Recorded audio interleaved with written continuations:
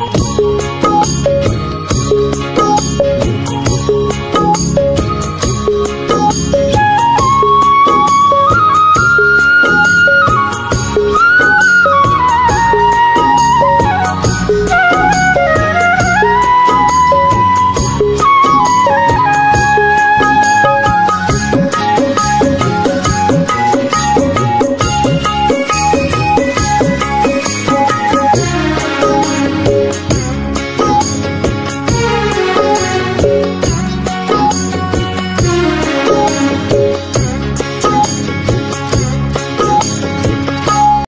আলাইকুম প্রিয় খামারি ও কৃষক ভাই বোনেরা, দেশ ও দেশের বাইরে থেকে যে যেখান থেকে বসে আমাদের এই প্রতিবেদনটি দেখতেছেন, আপনাদের সকলের দীর্ঘ এবং সুস্বাস্থ্য কামনা করে শুরু করছি আমাদের আজকের প্রতিবেদন। দর্শক বন্ধুরা, আমি এই মুহূর্তে অবস্থান করতেছি ব্রাহ্মণবাড়িয়া জেলার বাঞ্ছারামপুর থানার আইপুর গ্রামে। আইপুর গ্রামেরই একজন তরুণ উদ্যোক্তা সজীব ভাই অনেক সুন্দরভাবে একটি ফার্ম মুরগির খামার গড়ে তুলেছেন। আমরা তার এই খামারের আজকে আসছি আপনাদের এই খামার সম্পর্কে জানাবো। সজীব ভাই কিন্তু ফার্ম মুরগি, টাইগার মুরগি, অস্ট্রেলিয়ান মুরগি এবং ব্রাহ্মা জাতের মুরগিগুলো তিনি লালন পালন করে থাকেন।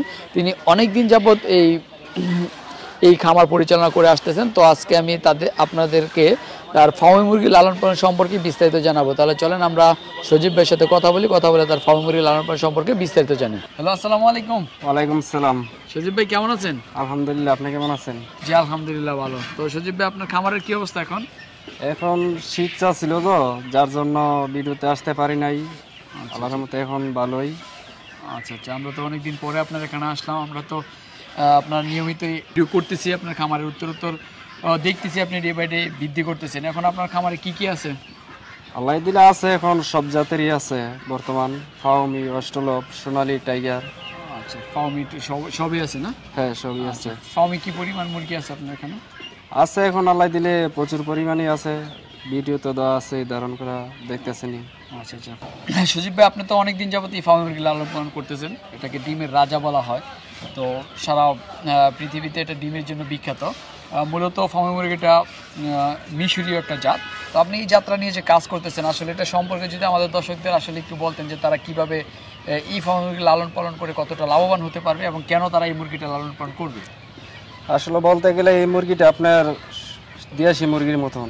আচ্ছা, বলতে গেলে আপনার দেশি মুরগির মতন স্ট্রং।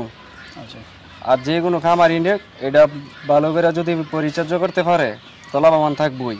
আচ্ছা আচ্ছা, আর যদি ম্যানেজমেন্টের মধ্যে কিছু ভুল হয় তো আপনার 10 জনের মধ্যে একজন ধরা খাইবই। আচ্ছা আচ্ছা, এই মুরগিটার তো রোগ প্রতিরোধ ক্ষমতা অনেক ভালো। যেমন আমরা দেখি যে এই মুরগিটা তেমন দেশি মুরগির মতোই লালন পালন করা যায় এবং এটা রোগবালাই তেমন একটা হয় না যদি সঠিকভাবে যত্নটা নেওয়া যায়। হ্যাঁ, সেম এটা দেশি, বলতে গেলে দেশির মতন স্ট্রং। আচ্ছা, দেশির মতো স্ট্রং।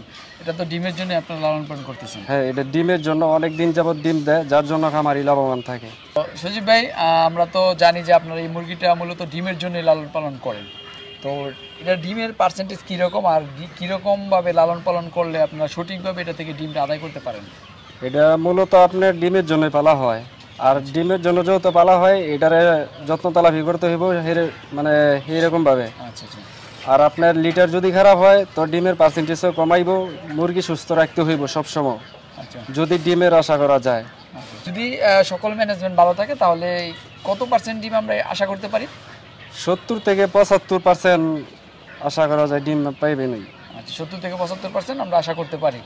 আচ্ছা, এই মুরগির সাইজটা তো দেশি মুরগির মতো, কিন্তু কালারটা একটু মানে সাদা হয়। তো এই ডিমের বাজারে কীরকম চাহিদা রয়েছে? এই ডিমের বাজারে চাহিদা রয়েছে প্রচুর পরিমাণ। এই মুরগিটা তো মানে খাবারটা একটু কম খায়, খাবারটা কম খাওয়ার কারণে আমরা এই দিকটা অনেকটা সাশ্রয় হয়ে যায় আমাদের জন্য। হ্যাঁ হ্যাঁ, খাবারটা কম খায় বিধে আমরা লাভবান থাকি।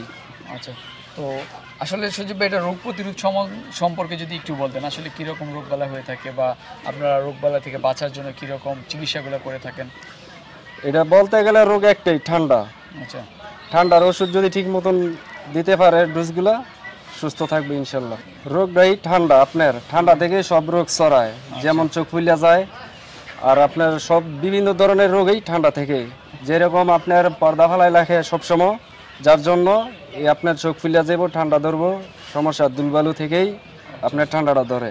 আচ্ছা, তার মানে এই যে পর্দাগুলো আছে এগুলো মানে খোলা রাখতে হবে এবং লিটারটা সবসময় পরিষ্কার পরিচ্ছন্ন রাখতে হবে। হ্যাঁ, পরিষ্কার রাখতে হবে। লিটারটা যদি অপরিষ্কার থাকে তাহলে সেখান থেকে গ্যাস হবে, গ্যাস হলে মুরগির নাকে মুখে বা চোখে দিয়ে চোখ বন্ধ হয়ে যাবে, সেক্ষেত্রে মুরগিটার পরে জিমাতে থাকবে, জিমাতে থাকার পরে সেখান থেকেই মানে রোগগুলা ছড়িয়ে থাকে। হ্যাঁ, সব রোগ আপনার এই কারণে এই রোগটা ছড়ায়। আচ্ছা, আপনারা তো সবসময় এগুলোর ভ্যাকসিন গুলো করিয়ে রাখেন, আপনার জিরো থেকে শুরু করে যে ভ্যাকসিন গুলো লাগে, আপনার জিরো থেকে ধরে সবকিছু ভ্যাকসিন করা, ঠিক আছে, ভ্যাকসিন করে থাকি। আচ্ছা আচ্ছা, ভ্যাকসিন গুলো করা থাকলে একটা সুবিধা আছে, যদি রোগবালা হয়ে যায় তাহলে আমরা চিকিৎসার মাধ্যমে এটি ভালো করতে পারি। হ্যাঁ। আচ্ছা, কোন কোন বয়সের মুরগি আছে আপনার এখানে? আপনার জিরো থেকে ধরে রানিং পর্যন্ত আছে, ডিম্বারা রানিং পর্যন্ত আছে। হ্যাঁ। সব সময় আপনাদের এখানে এরকম মুরগিগুলো রাখেন? হ্যাঁ, সব সময়, অলরেডি সব সময় পাইবেন। আচ্ছা, যে কোনো সময় যে কোনো গ্রাহক আপনারা চাইলে নিতে পারে, মানে আপনারা বিক্রি করে থাকেন? হ্যাঁ, সব সময়।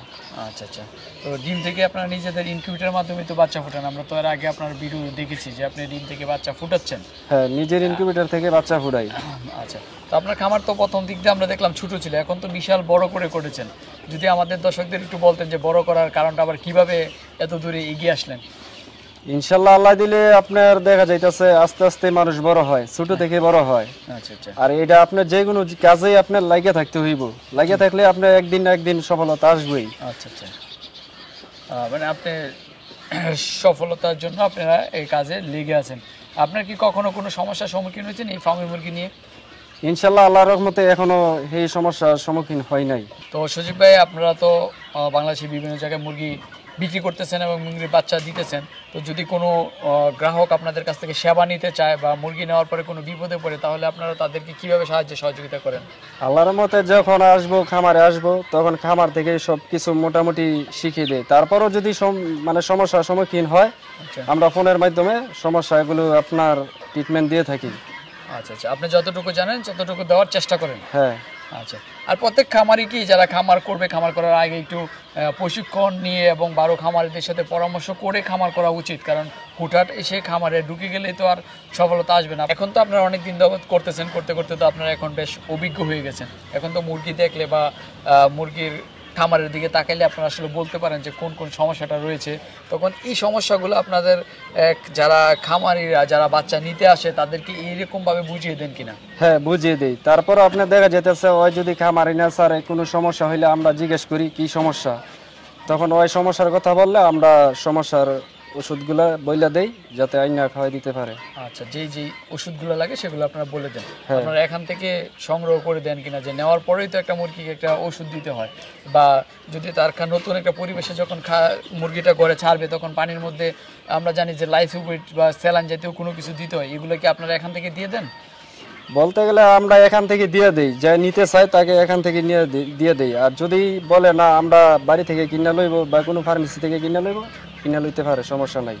আচ্ছা আচ্ছা, তার মানে আমরা সর্বশেষ যা বুঝতেছি আপনি মুরগি লালন পালন করে বেশ সফল এবং আপনি সন্তুষ্ট? ইনশাল্লাহ আমি অনেক সন্তুষ্ট।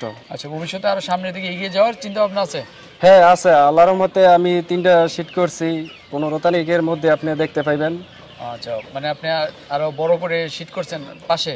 হ্যাঁ, আমরা 15 তারিখের পরে দেখতে পারবো? হ্যাঁ ইনশাআল্লাহ 15 তারিখের, হ্যাঁ 15 তারিখের পরে আপনি দেখতে পারবেন। এটা শীতের মধ্যে, আপনার শীত তো গেছে এতদিন, যার কারণে আমি ওইটার মধ্যে শ্রম দিছি বেশিরভাগ, যাতে ওইটা করছি আর কি।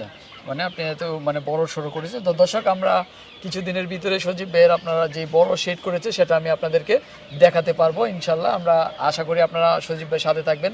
তো সজীব ভাই, আজকের পর্বটা এখানেই শেষ করি। আমরা আপনার যেই টাইগার মুরগি আছে আমরা অন্য একটা ভিডিওতে আলোচনা করবো। তো আজকের মতো বিদায় নিলাম, ভালো থাকবেন, আসসালামু আলাইকুম। ওকে, ওয়ালাইকুম আসসালাম, আপনি ভালো থাকেন।